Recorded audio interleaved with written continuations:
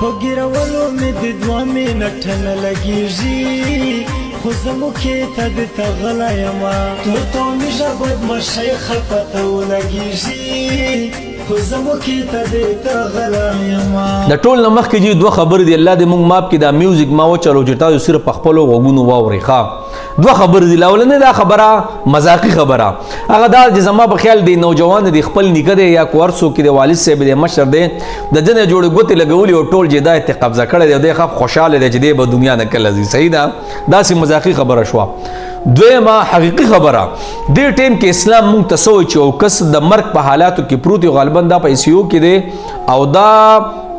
د انسان د بیماری د ټولو نه حی درجه ده بس دا د مرګ او د ژوند جنگ لړاوهي دغه ټیم کې دا مریض جناب دی اوس پروت دی او د دا ګانه ډیر په عجیبه انداز کې یو قسم لا دا ټیک ټاک سازی کنه د ټیم کې اسلام موږ ته سوي ګور دا تربیت پورې خبرې خام د خپل بچو ګوره تربیت کوي د خپل کشرانو مشرانو تربیت کوي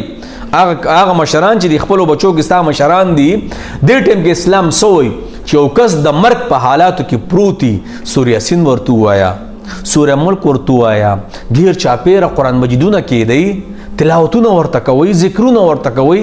نوافل ورله کوي چې په ده باندې د مرګ سخت اسانه شي یا ورله الله صحت ورکي ګوره په دغه ټیم کې به ما لیدل چې په دغه ځایونو کې به څه چلو په دغه هوټل په دغه اسپتال ته هم خلکو دا سورہ یاسینونه ویوړله خپل مریض ته به ناستو سورہ یاسینونه به ورته ویله او نن دا دور راغلی چې جناب ټیک ټاک یې سازه او پته نه لګي دا نوجوان دی پوهېږي نه پوه شوی نه دی او غیره کور صحیح که نه خو به هر کې په الله دې موږ ما بیچ را روان دور به زمونږ څنګه لکه زمونږ به څه حالت یا چې د مرګ په ټایم کې به رسول کلمه یادوي کو نه په کم حالت کې به مرو یار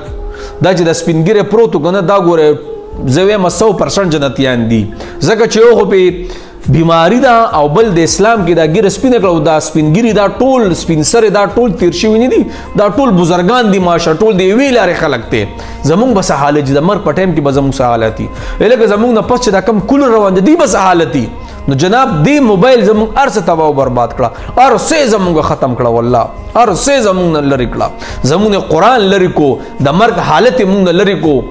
نو برای مهرباني کم ټایم کې چې داسې مریض یو ځای کې پروت دي کم ځای کې چې داسې خبرې اترې کېږي هلته قرآن مجید رالی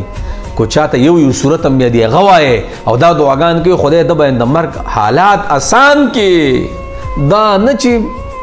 ټیک ټاک کې مونږ سازو بیا به میوزیک پرېږدو میوزیک مې دې دپاره راواغه چې تاسو وینئ چې دا زموږ حالت دی چې را روان دور کې ګوره چې ویډیو کولاو چلیږي او بیا کولاو ورولو الله دې مونږ ماف کړي یار بس